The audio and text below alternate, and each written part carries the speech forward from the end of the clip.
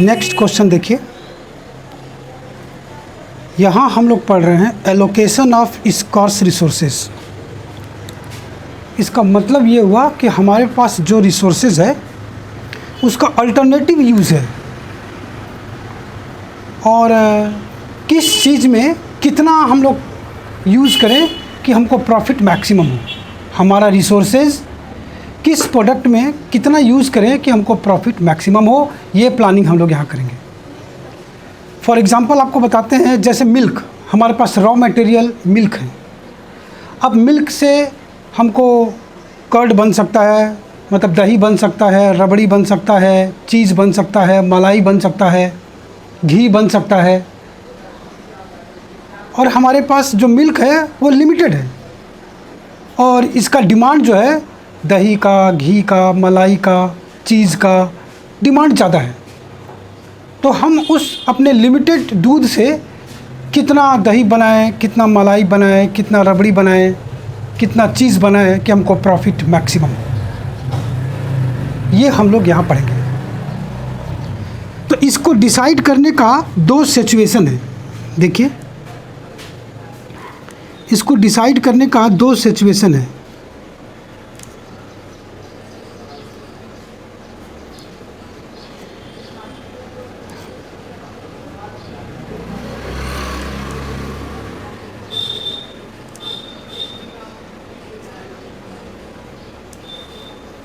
पहला है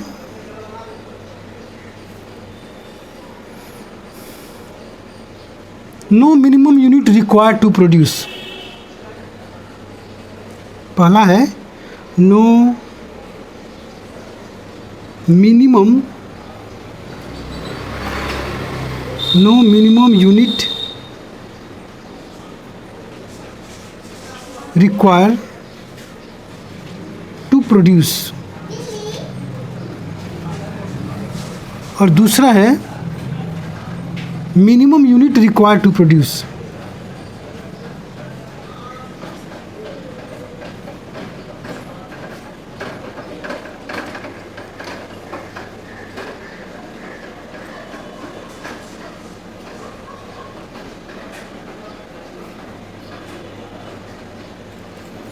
मतलब इसमें रिस्ट्रिक्शन है कि कम से कम इस प्रोडक्ट का इतना यूनिट बनाना पड़ेगा, और इसमें कोई रिस्ट्रिक्शन नहीं है फर्स्ट वाला में।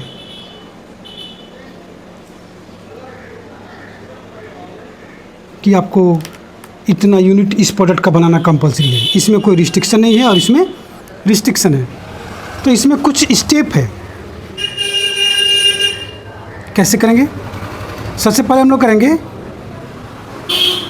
Determine contribution per unit. इसके बाद नंबर 2 होगा determine scarcity factor which require per unit. तीसरा determine the contribution per security factor. ये पर सिक्योरिटी फैक्टर हम लोग कैसे निकालेंगे? यहाँ लिखेंगे contribution per unit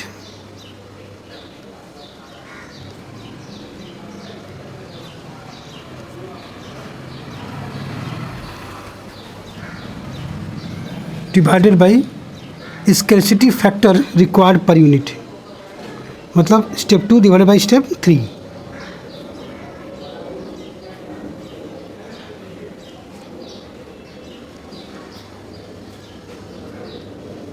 scarcity factor required per unit, इसे डिवाइड कर देंगे।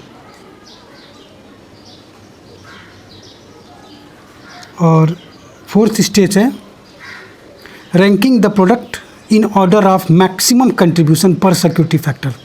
और लास्ट है स्टेप 5 इसका, allocate the scarce resources as per above ranking.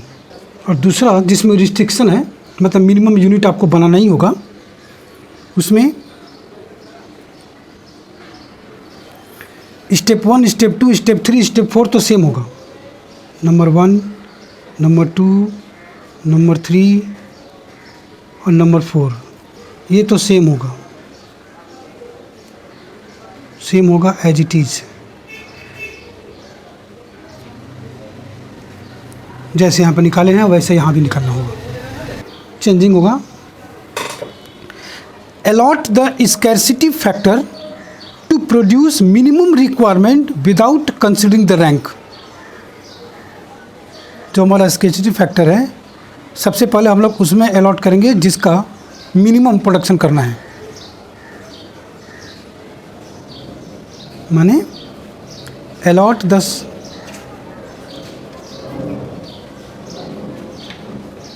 Balance जो है, balance scarcity resources should be allotted according to rank. The balance scarcity factor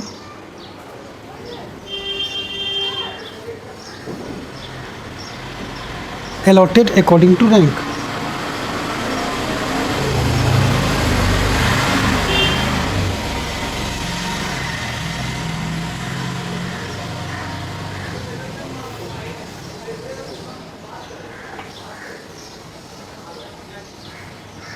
ठीक है, अब इसके बाद ये एक एग्जांपल देखिए तो आपको समझ में आएगा। एक confectionery market 3 product all of which required sugar. His average monthly sales cost of sale and sugar consumption are as follows.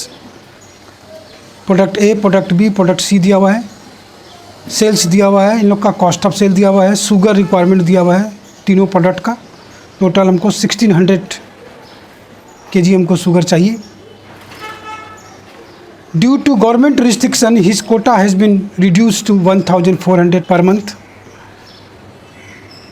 Suggest a suitable sales mix which would give maximum profit under given circumstances. माना इसमें minimum restriction नहीं है। चलिए यहाँ निकालते हैं हम लोग, देखिए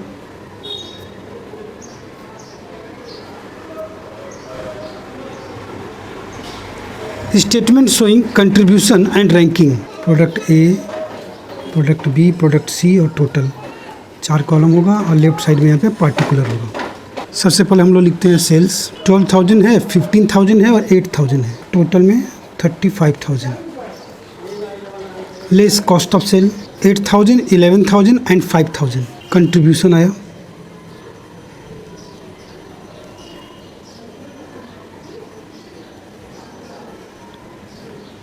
4,000, 4,000, 3,000, टोटल में 11,000 है। शुगर रिक्वायरमेंट जो कि केजी में दिया हुआ है, इसका चाहिए 500, इसका 800 और इसका 300। टोटल हमको चाहिए 1600, लेकिन हमारे पास कोटा है 1400 का। हमारा डिमांड है 1600 kg का, लेकिन हमारा कोटा है 1400 kg का। तो यहाँ डिसाइड करना है कि हम लोग को कितना प्रोडक्ट ए बनाए, कितना प्रोडक्ट बी बनाए, कितना प्रोडक्ट सी बनाए कि हमको प्रॉफिट मैक्सिमम हो। यहाँ निकालते। देयरफॉर कंट्रीब्यूशन पर केजी, इसका 8 रुपया, इसका 5 रुपया, इसका 10 रुपया। और सबसे हाईएस्ट कंट्रीब्यूशन जिसका होगा उसका रैंकिंग फर्स्ट होगा, उससे कम जिसका होगा उसका रैंकिंग 2 होगा, उससे कम जिसका होगा उसका रैंकिंग 3 होगा। देखिए यहाँ पे रैंक कर रहे हैं हम लोग। तो सबसे फर्स्ट बनाएंगे हम लोग प्रोडक्ट सी, क्योंकि इसका कंट्रीब्यूशन सबसे ज़्यादा है। उसके बाद ये बनाएंगे हम लोग प्रोडक्ट ए, लास्ट में बचेगा तो प्रोडक्ट बी बनाएंगे, नहीं तो नहीं बनाएंगे। अब ये बना लेते हैं हम लोग statement of suitable sales mix. ये 4 कॉलम होगा। पहला कॉलम होगा प्रोडक्ट, दूसरा कॉलम होगा रैंक, तीसरा कॉलम होगा एलोकेशन ऑफ शुगर और चौथा कॉलम होगा मैक्सिमम कंट्रीब्यूशन। प्रोडक्ट के नीचे होगा product A, product B, product C. Rank में प्रोडक्ट ए हमारा सेकंड है, प्रोडक्ट बी हमारा थर्ड है और प्रोडक्ट सी हमारा फर्स्ट रैंक है। सबसे पहले हम यहाँ पर टोटल लिख देंगे कि हमारे पास टोटल अवेलेबल शुगर कितना है। हमारे पास टोटल अवेलेबल शुगर है 1400 kg। ठीक है, सबसे पहले हम लोग प्रोडक्ट सी का जितना रिक्वायरमेंट है पूरा बना लेंगे। तो प्रोडक्ट सी का हमारा रिक्वायरमेंट है 300 kg, ये पहले पूरा बना लेंगे हम लोग। उसके बाद 1400 में से 300 चला गया, 1100 बचा। अब हम लोग प्रोडक्ट ए बनाएंगे। अब बाकी बचेगा तो हम लोग ये प्रोडक्ट 3 बनाएंगे, नहीं तो नहीं बनाएंगे। तो प्रोडक्ट ए का हमारा रिक्वायरमेंट है 500 kg। तो 1400 में से 500 एंड 300 800 चला गया। अब हमको 600 kg हमारे पास बचा हुआ है, जबकि हमको रिक्वायरमेंट है 800 kg, तो हम नहीं बना पाएंगे। इसका 600 kg ही हम बना पाएंगे, तब जाके टोटल 1400 kg का एलोकेशन होगा। अब इसका हम कंट्रीब्यूशन हमको पता है, ये हमारा हो जाएगा 500 × 8, इसका कंट्रीब्यूशन हो गया 4000, और इसका हो जाएगा 600 × 5 3000, और इसका हो जाएगा 300 × 10, इसका भी 3000, टोटल 10,000 कंट्रीब्यूशन हमको होगा अगर हम लोग प्लानिंग करेंगे तो। यही इस क्वेश्चन का मेन पार्ट था। अब इसके आगे भी क्वेश्चन बढ़ सकता है, आपको फिक्स कॉस्ट दिया रहेगा, खर्चा दिया रहेगा, ये सब को यूज़ करके प्रॉफिट निकाल लेंगे। ये तो कंट्रीब्यूशन निकला है, इसके आगे क्वेश्चन और बढ़ सकता है, तो आप अपना अवस्था देख के व्यवस्था कर लीजिएगा। चलिए नेक्स्ट देखते हैं हम लोग fixation of selling price.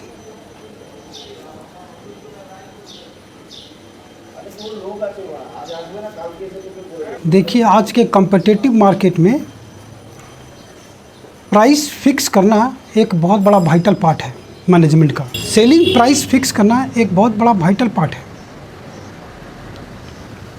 Price को फिक्स करके हम लोग प्रॉफिट प्लानिंग कैसे करेंगे, ये मैक्सिमम थ्योरी पार्ट है, इसका क्वेश्चन थोड़ा कम आता है। Fixation of selling price of a product depend on the various factor, some of the important factor are discuss below. Number A है, in normal circumstances the price fixed must cover total cost. अगर normal situation है तो हमारे product का ऐसा price होता है जो हमारे टोटल कॉस्ट को रिकवर कर सके। Here total cost means including certain profit margin also, it include fix cost plus variable cost plus normal profit. क्योंकि नॉर्मल सिचुएशन में बिजनेस नॉर्मल प्रॉफिट अर्न करता है, उसी के हिसाब से अपना प्राइस फिक्स करेगा। सेकंड हुआ इन केस ऑफ डिप्रेशन और recession. In case of depression और recession the alternative which yield highest contribution will be the best alternative.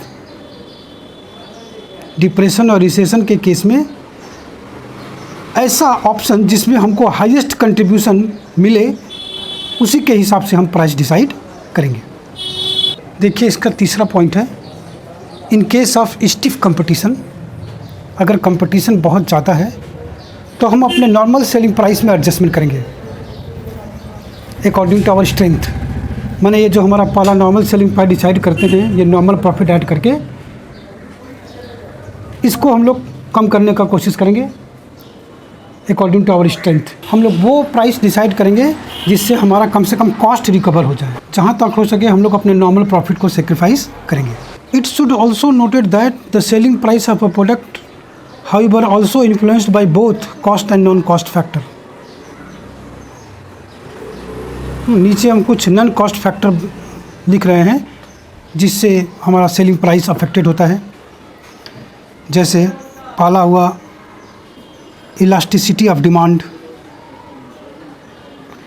दूसरा हुआ इलास्टिसिटी ऑफ सप्लाई, तीसरा हुआ प्राइसिंग पॉलिसी, चौथा हुआ गवर्नमेंट कंट्रोल ऑन प्रोडक्शन, पांचवा नेचर ऑफ इंडस्ट्री, छठा सब्स्टिट्यूट अवेलेबल, सातवां nature of market in which the firm is operate,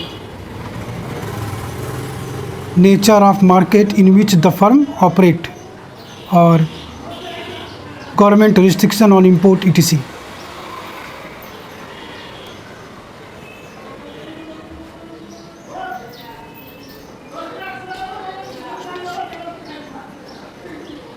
Thus, the pricing decisions are regulated more by market condition and other economic factor than managerial decision making। Apart from this the management must take into account the profit desire at the time of making pricing decision.